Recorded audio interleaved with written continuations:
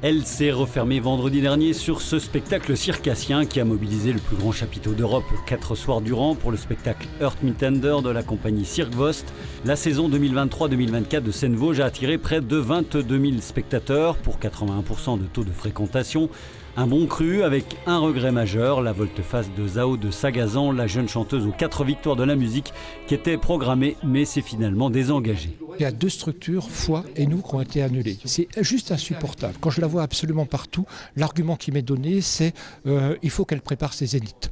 Ok, on l'accepte sur le coup. Quand on la voit absolument partout, de Cannes à tous les spectacles qu'elle a fait depuis, c'est juste insupportable et on prend encore, chaque fois qu'on la voit, un non-respect, non pas de moi parce que je m'en fous, mais du public vosgien qui s'était rendu en très grand nombre par rapport à ça et ça aurait été une soirée absolument énorme.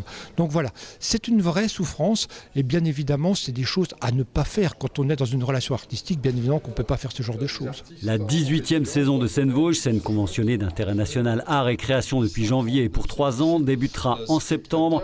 Sa programmation a été présentée ce mardi, 27 spectacles au total, avec 4 artistes associés dont Pierre Guillois qui terminera sa résidence après les cartons de Bigre et des Gros Patine Bien par la mise en scène des Sea Girls. Il sera remplacé sur la partie théâtre par Yves Bonnen qui présentera Andromaque de Racine le 1er avril.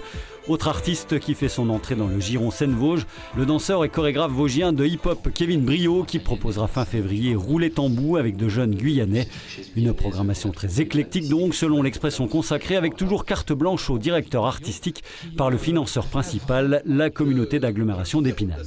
Depuis 2007, depuis que Seine-Vosges existe, je ne donne pas d'orientation, simplement je tiens à ce que les 5 thématiques de Seine-Vosges soient présentes, le théâtre, la danse, la chanson française, le jeune public, le cirque.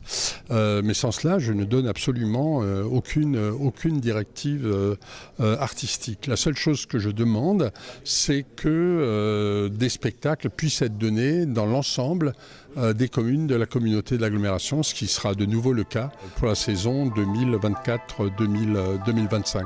Côté tête d'affiche de la chanson française émergente, avec le même timbre de voix d'ailleurs que l'Arlésienne Zao de Sagazan, est attendue Clara Isé. Fait d'unanimité, c'est vrai qu'en termes de qualité musicale, elle a des textes d'une extrême richesse. J'espère qu'on sera extrêmement vigilant pour que la qualité des textes soit entendue. Le théâtre de la Rotonde est des fois une acoustique un peu compliquée. On est très très vigilant à ça, mais des fois on n'obtient pas notre objectif, on en a pleinement conscience. Il faut bien évidemment entendre les textes de Clara Isé. Le teaser de la saison 2024-2025 est disponible sur les réseaux et notre site internet. Début de la billetterie samedi 1er juin.